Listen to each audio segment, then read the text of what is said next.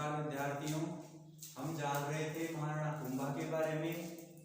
महाराणा कुंभा राजस्थान के एक प्रसिद्ध शासक हुए और इन्होंने राजस्थान के मेवाड़ क्षेत्र पर शासन किया था, जिनका शासनकाल 1433 से 1468 ईस्वी तक रहा था। इनके बारे में कल हमने काफी जानकारी जान ली थी, आज हम उससे आगे जानते हैं। महाराणा कुंभा के समय भी राजस्थान पर मुस्लिमों का आक्रमण हुआ, यानी तुर्कों का आक्रमण हुआ। तो हम यहाँ महाराणा कुंभा के बारे में जान रहे हैं। कल हमने महाराणा कुंभा के समय में मेवाड़ और मालवा जो राज्य था उसके बीच कैसे संबंध थे, उन संबंधों पर चर्चा की थी। तो हमें पता चला था कि मेवाड़ का शासक उस समय महाराणा कुंभा था और मालवा का शासक महमूद खिलजी था, जो एक मुस्लिम शासक था। दोनों के बीच शत्रुता का व्यवहार था, दोनों में शत्रुता थी। उसी शत्रुता के चलते दोनों के बीच में कई बार संघर्ष भी हुआ और हर बार जीत महाराणा कुंभा को ही मिली। तो मेवाड़ मालवा संबंध हम जान चुके थे। आज हम महाराणा कुंभा में मेवाड़ गुजरात संबंधों पर चर्चा करेंगे। मेवाड़ गुजरात संबंध। तो आज हम मेवाड़ और गुजरात के बीच में कैसे संबंध थे उन पर चर्चा करते हैं। मेवाड़ का शासक वही महाराणा कुंभा था और गुजरात पर एक मुस्लिम शासक का राज था। तो मेवाड़ राज्य और गुजरात राज्य के बीच कैसे संबंध थे, उन संबंधों पर हम चर्चा करते हैं। तो यहाँ हम जानते हैं कि मेवाड़ और गुजरात के बीच में भी मालवा की तरह शत्रुता थी इन दोनों राज्यों के बीच में मेवाड़ और मालवा के बीच शत्रुता थी। उसी प्रकार मेवाड़ और गुजरात राज्य के बीच में शत्रुता के संबंध थे, यानी दोनों राज्यों के राजा एक दूसरे से शत्रुता रखते थे। तो शत्रुता के जो कारण थे वो कारण कौन से थे, उन कारणों पे एक बार हम देखते हैं। तो पहला कारण तो हमारे जो सामने है वो है साम्राज्य विस्तार। पहला जो कारण है वो है साम्राज्य विस्तार। साम्राज्य विस्तार को लेकर गुजरात के शासक और मेवाड़ के शासक के बीच में युद्ध होते रहते थे। तो इस कारण की वजह से भी दोनों राज्यों के बीच में आपस में शत्रुता थी। गुजरात की सीमाएं मेवाड़ से लगती थी, जिसकी वजह से गुजरात के शासक अपने राज्य को मेवाड़ की तरफ बढ़ाना चाहते थे। इस बात को लेकर मेवाड़ के शासकों के बीच और गुजरात शासकों के बीच में शत्रुता का भाव रहा था। इसके अलावा अन्य दूसरे कारण और थे। तो यहाँ हम तत्कालीन कारण पर चर्चा करते हैं कि महाराणा कुंभा के समय में जो कारण थे वो कारण कौन से थे। ये कारण तो पुराने समय से भी चलते आ रहे थे और इस कारण की वजह से इन दोनों राज्यों के बीच पुराने समय से ही शत्रुता थी। लेकिन महाराणा कुंभा के समय में गुजरात के शासक से जो शत्रुता हुई उसका कारण क्या था, तो उस पर हम चर्चा करते हैं। अपने राजस्थान के दक्षिण में मेवाड़ राज्य है, मेवाड़ राज्य जिसका शासक महाराणा कुंभा था।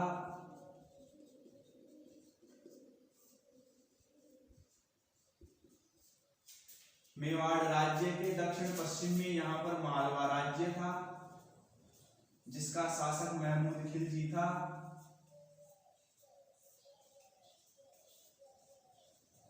जिसके संबंधों की चर्चा हम कल कर चुके हैं। और मेवाड़ राज्य के ही दक्षिण पश्चिम में गुजरात राज्य था और इस गुजरात का शासक उस समय में, यानी महाराणा कुंभा के समय में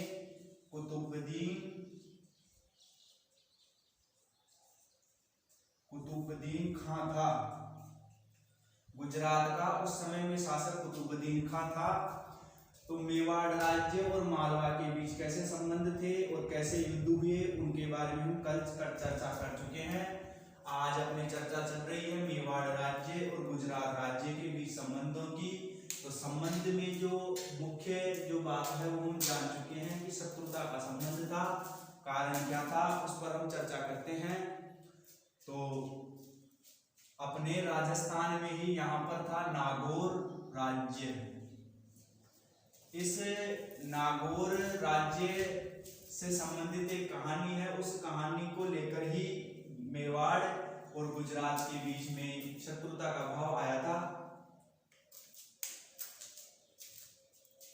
इसको थोड़ा ऊपर लिखते हैं, यहां से लिखने में थोड़ी दिक्कत है। महमूद खिलजी था मालवा का शासक। तो अपने राजस्थान में ही मध्य में नागौर राज्य था। ये बात है 1456 ईस्वी की। 1456 ईस्वी में नागौर का शासक था फिरोज खां।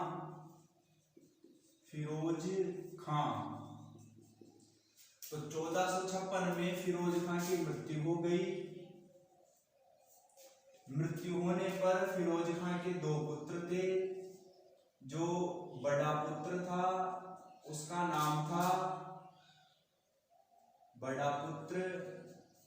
बड़े पुत्र का नाम था समक्ष खां, और जो छोटा पुत्र उसका नाम था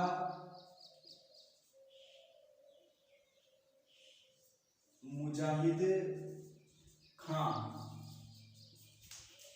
1456 में नागौर के शासक फिरोज खां की मृत्यु हो गई। उसके दो पुत्र थे, बड़ा पुत्र समक्ष खां था और छोटा पुत्र मुजाहिद खां था। तो नियम के अनुसार फिरोज खां की मृत्यु के बाद में नागौर का नया शासक बन गया समक्ष खां। नियम के अनुसार फिरोज खां का बड़ा पुत्र समक्ष खां नागौर का स्वामी बन गया, नागौर का नया शासक बन गया। अब समक्ष खां के शासक बनने के बाद में उसका जो छोटा भाई था मुजाहिद खां, वो भी नागौर की गद्दी पर बैठना चाहता था। उसकी सोच ये थी कि समक्ष खां को कैसे भी करके नागौर से हटा दिया जाए और मैं खुद नागौर की गद्दी पर बैठ जाऊं। तो अपनी इस सोच को लेकर ही इसने समक्ष खां पर षड्यंत्र रचा और उस षड्यंत्र के तहत इसने आसानी से समक्ष खां को नागौर की गद्दी से हटा दिया और स्वयं नागौर का शासक बन गया। तो अपने बड़े भाई को युद्ध में हराकर मुजाहिद खां ने नागौर की गद्दी प्राप्त कर ली।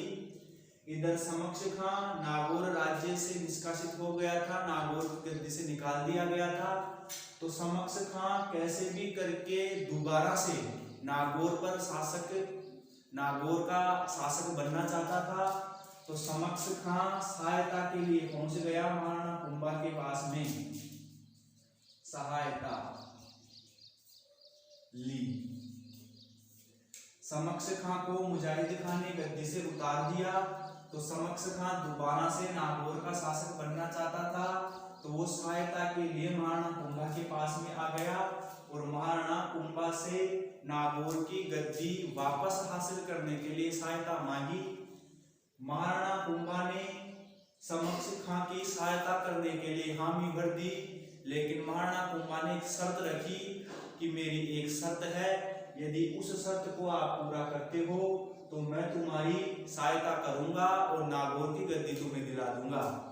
शर्त क्या रखी गई? महाराणा कुंभा ने शर्त रखी कि नागौर का शासक बनने के बाद में तुम नागौर के किले की मरम्मत नहीं करवाओगे। नागौर का किला जिस स्थिति में है उस स्थिति में ही रहना चाहिए। नागौर के अंदर कोई नई चीज का निर्माण तुम नहीं करवाओगे। इस प्रकार की शर्त समक्ष खां के सामने रखी गई। समक्ष खां ने महाराणा कुंभा की शर्त को मान लिया। शर्त मानते ही महाराणा कुंभा ने समक्ष खां की सहायता की। अब महाराणा कुंभा की सेना काफी विशाल थी। इस विशाल सेना को देखकर ही मुजाहिद खां वहां से भाग गया और नागौर पर महाराणा कुंभा की सहायता से दोबारा से समक्ष खां का अधिकार हो गया। मुजाहिद खां को वहां से भगा दिया गया, बाद में ये पकड़ा भी गया और उसको मार दिया गया। तो इसका जो मामला था वो वहीं समाप्त हो गया। समक्ष खां महाराणा कुंभा की सहायता से नागौर की गद्दी पर बैठ गया। अब शासक बनने के बाद में, दोबारा से नागौर का शासक बनने के बाद में समक्ष खां ने महाराणा कुंभा की जो शर्त थी उस शर्त पर ध्यान नहीं दिया और मना करने के बावजूद भी समक्ष खां ने नागौर का जो किला था उस किले की मरम्मत करवा दी। मरम्मत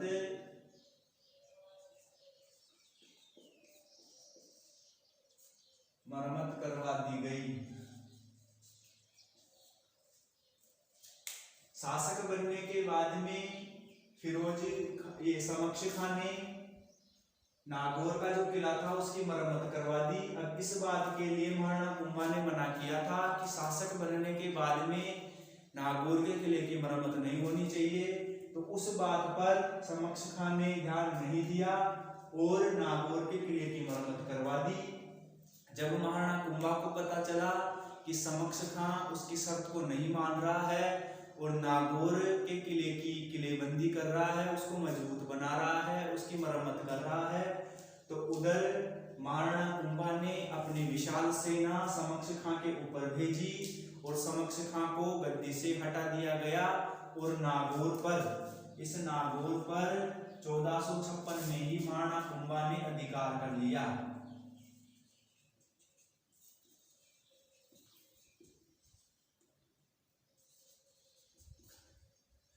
जब समक्ष खां ने महाराणा कुंभा की शर्त को नहीं माना और नागौर के किले की मरम्मत करवा दी, तो महाराणा कुंभा ने सेना भेजी और नागौर पर अधिकार कर लिया। उधर समक्ष खां दोबारा से नागौर की गद्दी से हट गया। अब की बार समक्ष खां सहायता के लिए पहुंच गया गुजरात के शासक कुतुबुद्दीन खां के पास। पिछली बार सहायता के लिए महाराणा कुंभा के पास आया था, सहायता दी भी थी लेकिन शर्त नहीं मानी, जिसकी वजह से समक्ष खां को दोबारा गद्दी से उतार दिया गया। अब की बार समक्ष खां सहायता लेने के लिए पहुंच गया अपने ही धर्म के शासक यानी मुस्लिम धर्म के शासक कुतुबुद्दीन खां के पास में। अब समक्ष खां को लगा कि गुजरात का शासक कुतुबुद्दीन खां बिना किसी लालच या बिना कोई चीज की उसकी सहायता नहीं करेगा, तो कुतुबुद्दीन खां से सहायता प्राप्त करने के लिए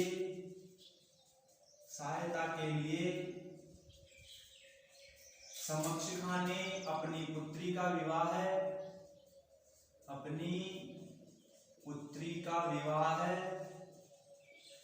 कर दिया कुतुबुद्दीन खां से।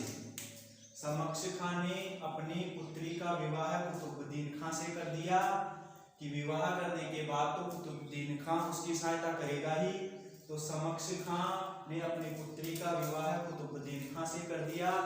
विवाह होने के बाद दोनों के बीच में रिश्तेदारी हो गई, पारिवारिक संबंध हो गए, तो अब कुतुबुद्दीन खां समक्ष खां की मदद के लिए तैयार हो गया, उसकी सहायता के लिए तैयार हो गया।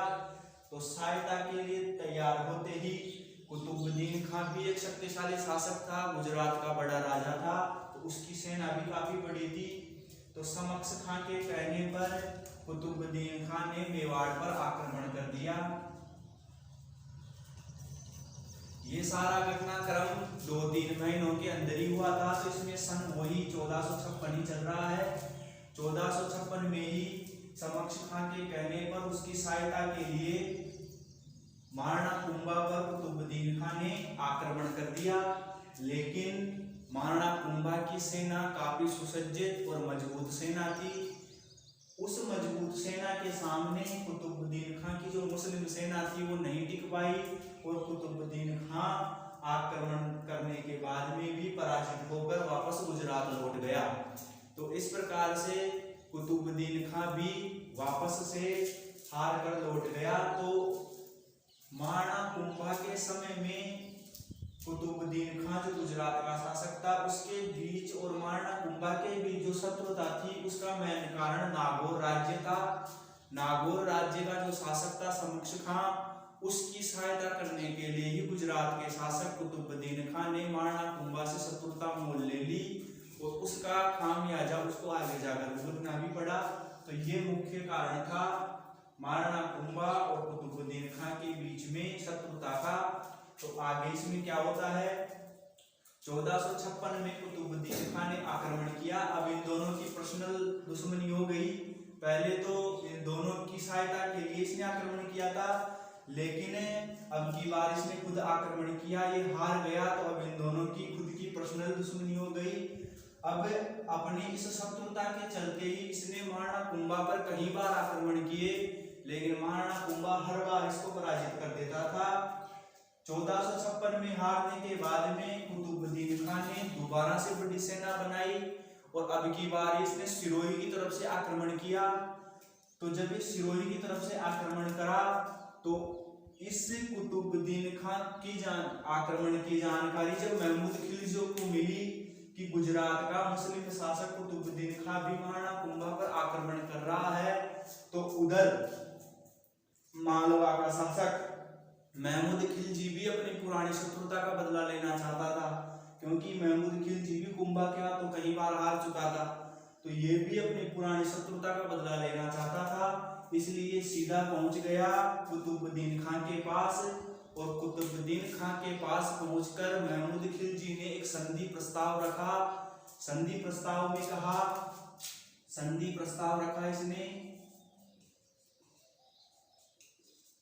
संधि प्रस्ताव में महमूद खिलजी ने कहा कि ऐसे हम अलग अलग तो महाराणा कुंभा को हरा नहीं पाएंगे, तो हम दोनों एकजुट होकर एक संयुक्त सेना बनाकर महाराणा कुंभा पर आक्रमण करते हैं, तो हम महाराणा कुंभा को आसानी से हरा देंगे। तो इस प्रकार मालवा और गुजरात के बीच में संधि हुई, मालवा और गुजरात के बीच में एक संधि हुई।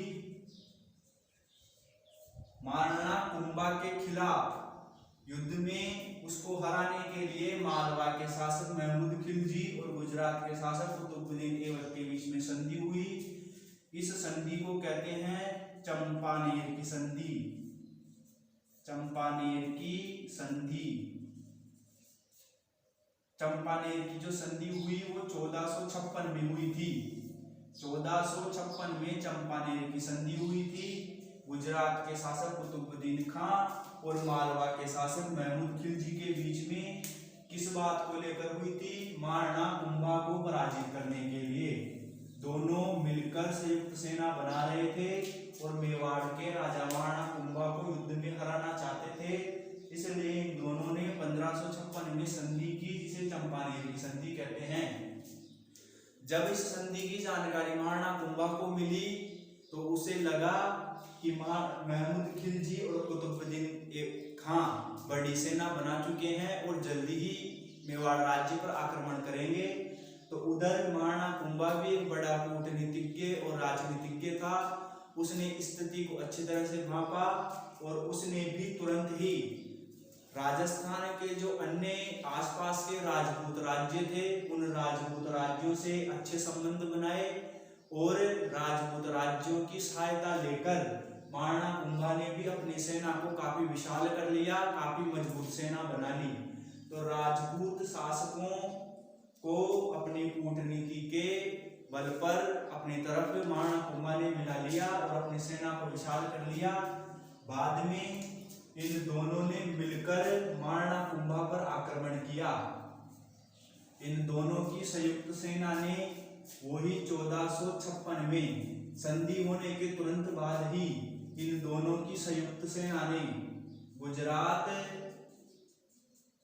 व मालवा, गुजरात व मालवा की संयुक्त सेना ने महाराणा कुंभा पर आक्रमण कर दिया।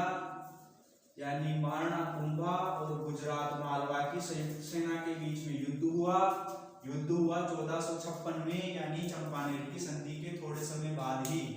अब इन दोनों की सेना भी मिलकर काफी विशाल सेना बन चुकी थी, मुस्लिम सेना थी। इधर महाराणा कुंभा ने भी राजपूत राजाओं की सहायता लेकर अपनी सेना को काफी मजबूत कर लिया। तो 1456 में एक भयंकर संघर्ष हुआ, लड़ाई हुई। इस युद्ध में अंततः जीत महाराणा कुंभा की हुई, लेकिन गुजरात मालवा की संयुक्त सेना और महाराणा कुंभा की सेना, इनके बीच जो 1456 का युद्ध हुआ है, इसके परिणाम को लेकर दो बातें सामने आती हैं, दो मत सामने आते हैं। यानी कुछ इतिहासकारक तो इस युद्ध में महाराणा कुंभा को पराजित मानते हैं, जबकि कुछ इतिहासकारक इस युद्ध में महाराणा कुंभा को जीता हुआ मानते हैं। तो यहाँ हम दोनों ही पक्षों को देखते हैं। पहला पक्ष है फिरोज, एक प्रसिद्ध कवि है, उसने एक प्रसिद्ध पुस्तक लिखी। फिरोज नाम का कवि है, उसने एक प्रसिद्ध पुस्तक लिखी। उस पुस्तक में यानी फिरोज कवि के अनुसार इस युद्ध का जो परिणाम है वो इस प्रकार से बताया कि फिरोज ने अपनी पुस्तक में बताया कि जब महाराणा कुंभा पर आक्रमण हुआ तो महाराणा कुंभा इस विशाल सेना को देखकर घबरा गया। फिरोज के अनुसार बताया जा रहा है यहाँ पर। तो इस फिरोज कवि की जो पुस्तक है उसमें इस प्रकार से बताया गया कि महाराणा कुंभा पर जब आक्रमण हुआ तो महाराणा कुंभा भयभीत हुआ, उसको लगा कि मेवाड़ राज्य उसके हाथों छिन जाएगा। तो उसने पहले ही बहुत सारा धन महमूद खिलजी को और कुतुबुद्दीन खां को दे दिया। युद्ध करने से पहले ही महमूद खिलजी और कुतुबुद्दीन खां को महाराणा कुंभा ने बहुत सारा धन दे दिया। धन प्राप्त होते ही ये दोनों वापस लौट गए और युद्ध हुआ ही नहीं। तो ये जानकारी तो मिलती है अपने को फिरोज की पुस्तक के अनुसार, जिसमें बताया कि महाराणा कुंभा ने धन दे दिया और ये दोनों अपनी सेना लेकर वापस लौट गए। जबकि जो राजस्थान के इतिहासकारक हैं, राजस्थान के अधिकतर इतिहासकारक, या हम ऐतिहासिक तथ्यों की बात करें तो ऐतिहासिक तथ्यों में एक तो कीर्ति स्तंभ प्रशस्ति, कीर्ति स्तंभ प्रशस्ति, ऐतिहासिक तथ्यों में एक तो है कीर्ति स्तंभ प्रशस्ति और एक है रसिक प्रिया, रसिक प्रिया ग्रंथ। रसिक प्रिया नाम का ग्रंथ स्वयं महाराणा कुंभा ने लिखा था। रसिक प्रिया नाम का ग्रंथ स्वयं महाराणा कुंभा ने लिखा और ये कीर्ति स्तंभ प्रशस्ति भी महाराणा कुंभा ने उत्प्रेरित करवाई।